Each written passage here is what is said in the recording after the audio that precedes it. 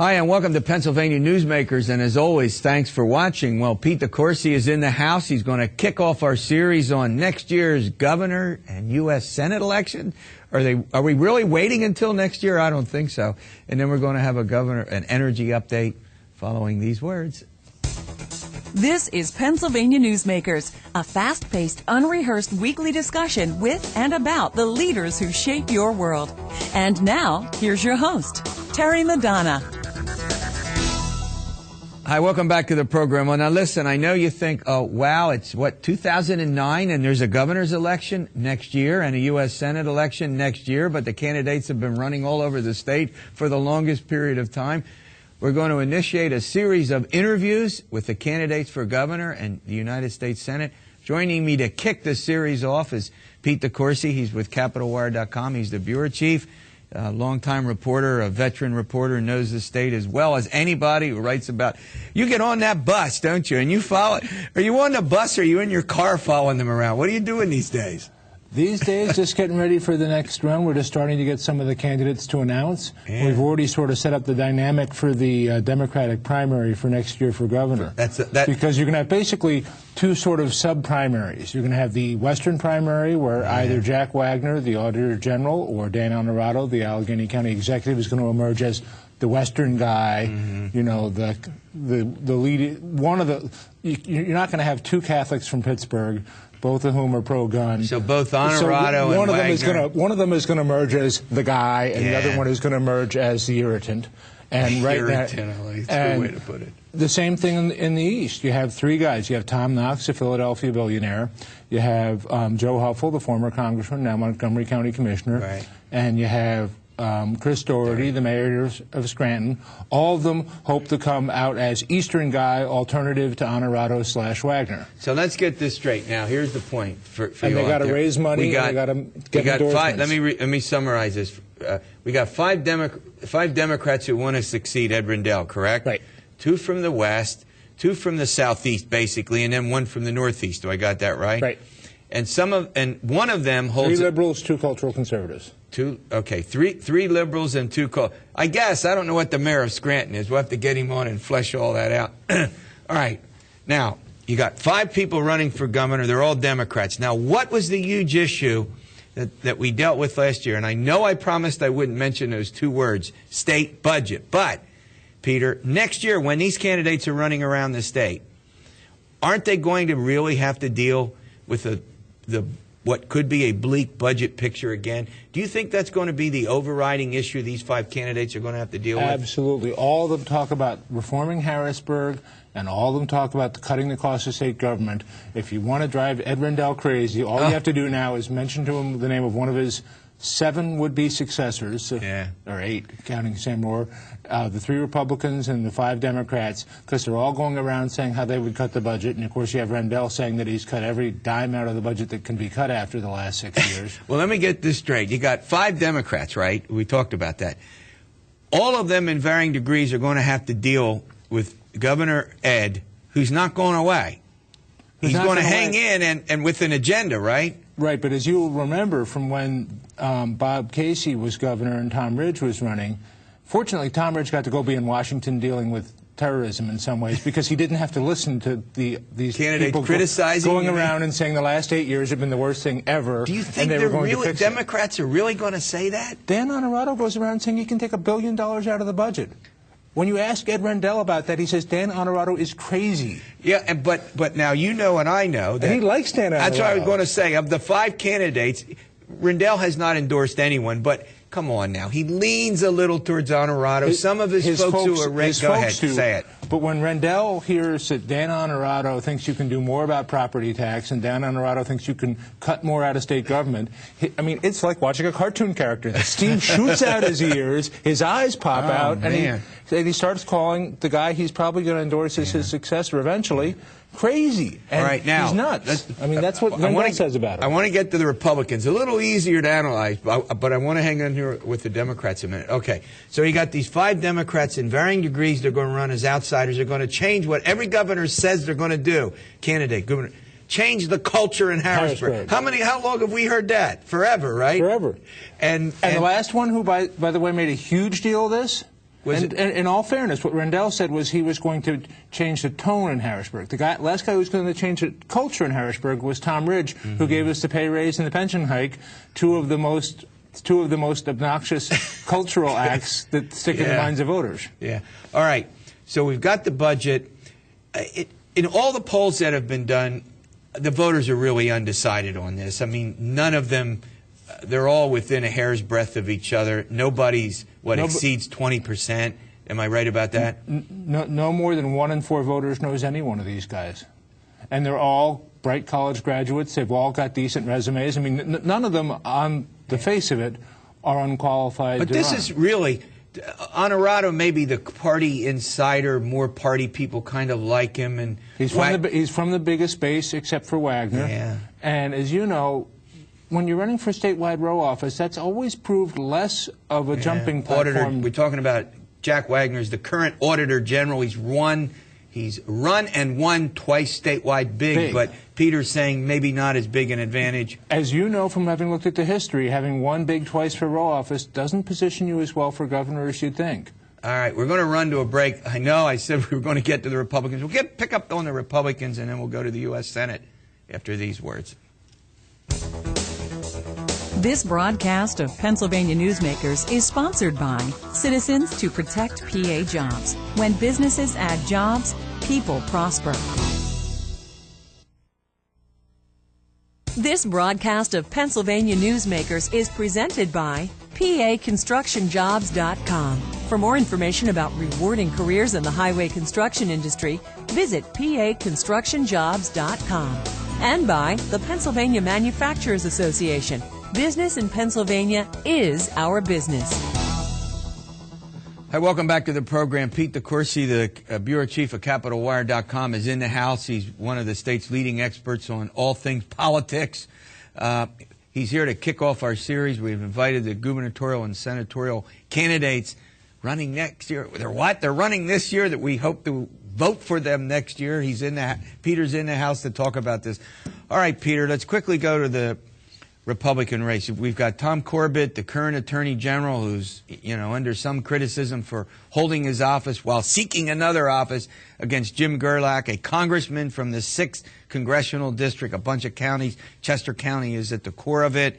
Give us a quick update on that. And you have Representative Sam Rohrer, who's considering a conservative bid. The problem with the Rohrer bid is he would run as the conservative alternative, having voted for the pay raise of 2005, which may be self-canceling. Yeah, could be. So, I mean, basically what you have in this race is whether Corbett, this is like The Great Race, that movie in the 1960s. Corbett has to drive off the road in order for Gerlach to pass him right now because, Corbett has gotten the endorsement of a lot of key party figures, Governor Tom Ridge, Governor Dick Thornburg. The fact is that unless Corbett makes a big mistake of some kind that voters notice and that party insiders notice and care about, then it's hard to see how he doesn't get the party endorsement at this point, and then it's hard to see how he doesn't become the Republican nominee. He's also run twice statewide. He's got this bonus gate investigation going on that, he's indicted 12 Democrats have been, indicted. We keep hearing that any day now there'll be additional indictments, Republicans. He's under some criticism to get out of his office. You mean resign as Attorney General while he's pursuing these? What's your take on that? Again, that started out as simply his opponents, and it has spread to the editorial pages of many newspapers. And I think that there is two things. Number one, there is a real question of whether or not you should be prosecuting professional politicians while you are seeking the endorsement of a group of professional politicians for the Republican endorsement for governor. The second question is, just on an operational basis, ought anybody to try two things as tricky at the same time as run for governor and these high-profile and prosecute multiple good point. members of the top Republican All right, but at any rate, I want to get to the U.S. Senate for a few minutes. That's like being on two high wires at once. But the bottom line here is Corbett would be the favorite right now in some of the polls. He's in the 40s. It's not a done deal yet, but your point is Corbett's the favorite. he has to make the mistake as opposed to something you think Jim Gerlach can do? I think, again, that's why Gerlach's whole campaign right now is about trying to get Corbett pressured more to resign one of the two, because this is about trying to make the biggest thing Corbett has going for him, that he is the bonus gate prosecutor, into a liability. Okay, let's talk about the U.S. Senate. Pat Toomey will be the Republican nominee. We can deal with that in later shows. We got not arguably one of the biggest U.S. Senate primaries in the country, not arguably one of the top. Arlen Specter, 5-term incumbent, faced by this left-oriented, it's one way to put it, Congressman Joe Sestak. Specter leads, but lots of disaffection from all quarters with Senator Specter, correct? And again, this is going to be a very expensive primary. The two sides right now are sitting on $13 million. That's what they have now. That's not what they're going to raise as they go in, once they get into the final 6 months. Toward 6 months out, they're sitting on about a May primary. A May primary, $13 million now, so that you know they're each going to at least get that again. We're going to see a $25 million U.S. Senate primary. It'll be the most expensive in state history by far. Most expensive Senate primary. Won't be the most Senate, yeah. Governor Rendell Casey. Yeah. Go ahead. All right, so now. And again, you're going to have just this huge effort. So far, Sestak has not moved up much in the polls. But again, as you know, the thing about Specter, people always say, well, he's below 50, and incumbent should be above 50. Yeah. Arlen Specter hasn't been above 50 in any poll I've seen. Forever. Since I started covering this stuff in 1997, I doubt he's been above 50 in any poll you've ever taken. Yeah, well, but the fact is, you know, he keeps getting above 50 at the end. Yeah, I understand. Because what he does better than anyone else is make the election into a referendum about his challenger, not about himself. Okay, let's go to I think, a key point here, and that is Senator Specter's has the endorsement of sort of the party leaders at the top levels. It's over 200 people. All kinds of county commissioners, state legislators, party leaders, plus Ed Rendell, Bob Casey, Joe Biden, and Barack Obama. In effect, Sestak is the populist candidate trying to weave and dodge, not criticize Obama, but on the other hand, come from outside all of this and defeat Specter by saying he's not one of us. He's really a Republican. He just changed. As you sit here today, does Joe Sestak have a chance to beat Arlen Specter? Oh, absolutely. I mean, the simple fact is that Democrats were against Arlen Specter, even though a majority of them ended up voting for him, often in the generals. Right. But the fact is that Arlen Specter is a very divisive figure. If Joe Sestak can come out of this as the new clean, fresh face. Now, again, he's got some of his own issues. He only switched to Democrat in 2006, just in time to run for Congress. And the other thing is, I personally wonder how a lifetime admiral appeals to what I'll call the liberal part of the Democratic Party. Well, but boy, he does it by being for card check. He does it by being pro-abortion. He does it by supporting President Obama 100%. At any rate, I don't know that you can be much more pro-choice than Arlen Specter is. Well, that's true. He's all right, pretty much lionized by that. Great update. Good beginning. All right, energy update. I think we'll pay some bills and then we'll come back. This broadcast of Pennsylvania Newsmakers is brought to you by Pennsylvania Credit Union Association. Pennsylvania Credit Unions, where people are worth more than money. To find a credit union that is right for you, check out ibelong.org. And by the Energy Association of Pennsylvania, Pennsylvania's energy information source.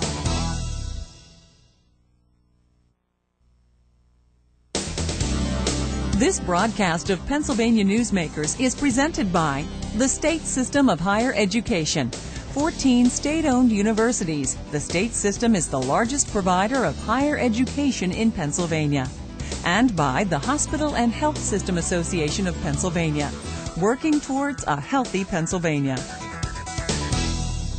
Hi, welcome back to the program. Earl, we're going to take a few minutes out, kind of an energy update. Joining me is Tom Kauffman. He's sitting right across. He's the Senior Media Relations Manager with the Nuclear Energy Institute. We're going to talk a little bit about nuclear energy as a clean source of fuel. Tom, let's start with the big picture. Pennsylvania has a fair number of nuclear energy plants. none of them, or any of them working up to sort of full capacity at this point? Well, there's 9 nuclear power plants in Pennsylvania, provide about 35% of the state's electricity, total electricity. You know what, I didn't realize, hold on a minute, that's pretty important. I didn't realize it was quite that much. I thought maybe 20, over 30%. Yeah, 30, I believe it's about 35%. Ahead, that's all right.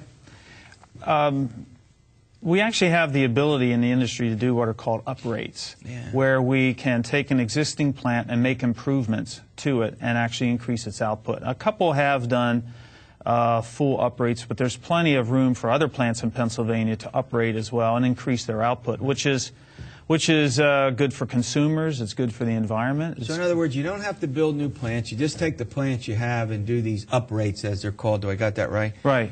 Uprates, and you get more energy production, meaning more output of energy capacity. Let's put it that way. Produce more. What is it? All electricity? Right. All electricity, which means you've got a clean source of energy. Stop me when I'm wrong. Clean source of energy, right? And presumably at some reasonable cost. I don't know. Oh, yeah, absolutely. Go ahead. Well, the thing about the uprates is, again, you're not building a new plant. You're taking an existing plant, making improvements.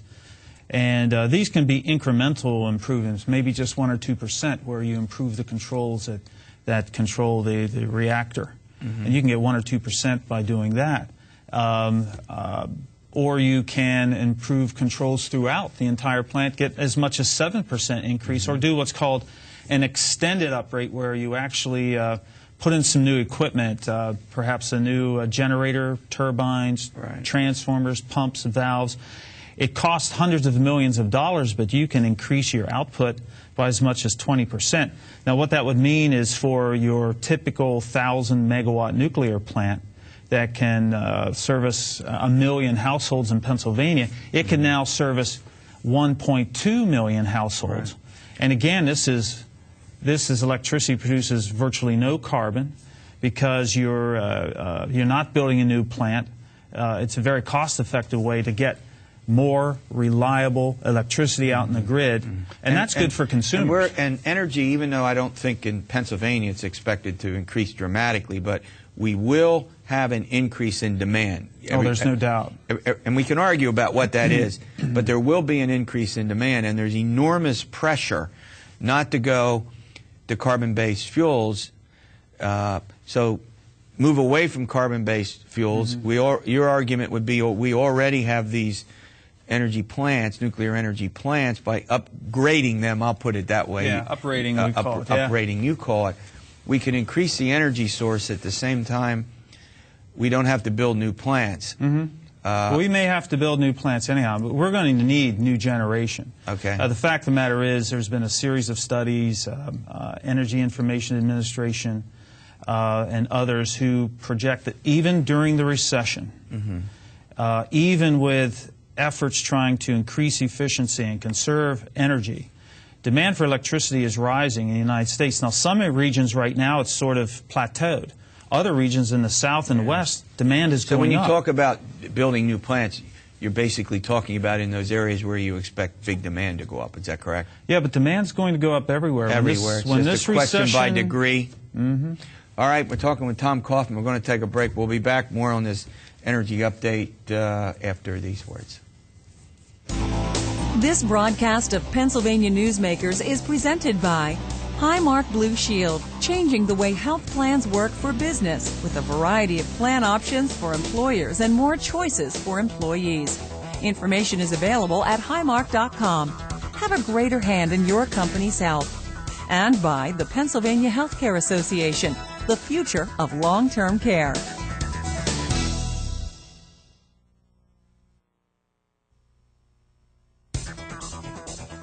This broadcast of Pennsylvania Newsmakers is presented by Penn Future, where we believe that every environmental victory grows the economy, and by the Pennsylvania Cyber Charter School, bringing educational innovation and freedom to the children of Pennsylvania. Hi, welcome back to the program. Tom Kauffman is with us. He's with the Nuclear Energy Institute. We're chatting a little bit about nuclear energy as a source of electricity generation. I guess that's... Look, before we went to the break, we were talking about, let's go national and talk about different rising demands at different at paces, like is one way to put it. And that creates different needs in each region for increased electricity generation. Talk a little bit about that. Well, right now in some regions of the country, demand has plateaued, so there's no immediate need to build new generation. Where in the South, population is rising, demand is going up, and so they have to build new generation. The thing is, every region is different as far as the resources available to it. In the South, for instance, their wind and solar isn't very strong. They have plenty of fossil fuels right now and coal, so they don't want to go that direction, and everybody knows that carbon constraints are on their way, one way or the other, whether it's through the states or through the federal legislation or the Environmental Protection Agency. So where can they get this new energy? And even if, let's say, carbon capture and storage is developed, they don't have the geology to support it. So the one way they can go is especially to provide baseload electricity is by building new nuclear power plants. And as a matter of fact, the public service commissions in Florida, Georgia, and South Carolina have all agreed that they need to build new nuclear power plants to keep up with demand. Now, here in our region, things are a bit different in that our wind, we have moderate wind capacity at best. Our solar is not great. Our geothermal is not great. Don't get me wrong. I'm not saying we shouldn't use them. We need everything. We need to use them. We need to develop them as best as we can. So your argument is that we need to have a multifaceted approach to this. Absolutely. That if we want to reduce the use of carbon-based fuels, then we've got to look at nuclear, we've got to look at wind, we've got to look at solar. And I don't, we're just about out of time. Go ahead. Use them to the best capacity you have, which may be limited in some areas. And in this area, nuclear is a really viable resource for increasing our baseload electricity, which is vital as well. We need that continuous, low-cost electricity that keeps things running around the clock. All right. Thanks for coming in and sharing your expertise with us. It's my pleasure. Great to be on the show. We'll talk to you soon. All right. Thanks for watching Pennsylvania Newsmakers as always, and we'll see you next week for another edition. And you stay well.